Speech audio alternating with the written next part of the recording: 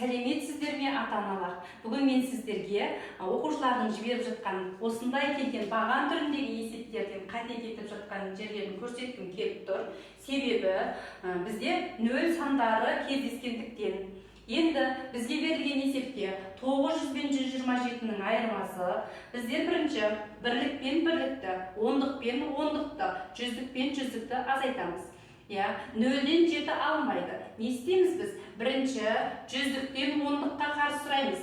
Жүздіктен ондыққа қарсы сұраған кезімізде нөліміз онға айналады. Онға айналады.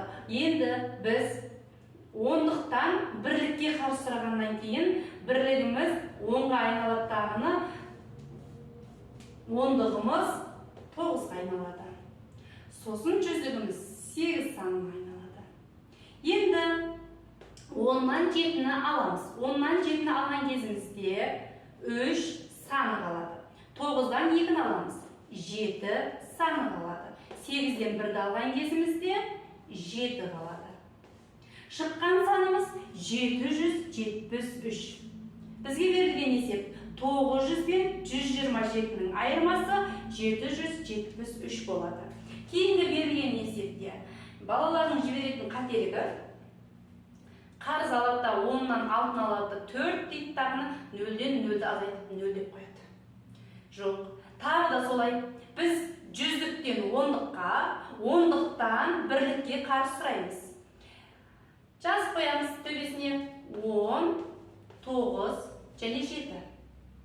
10-нан 6-ны аламыз. 4, 9-дан 0-ді алған кезімізде 9, 7-ден 1-ді алған кезімізде 6 сан шығады. Шыққан санымыз 694 болады. 800 бенен 106-ның айырмасы 694-ке тең. Кейінгі есепте 0-ден 0-ді азайтамыз. Дұрыс. Кейін біз жүздіктен ондыққа қарсы сұраймыз. Ал 10-нан 5-ті аламыз. 5, бізде жүздік 5-ке айналып кетеді тағыны, 5-ден 2-ні аламыз, 350 саны шығады.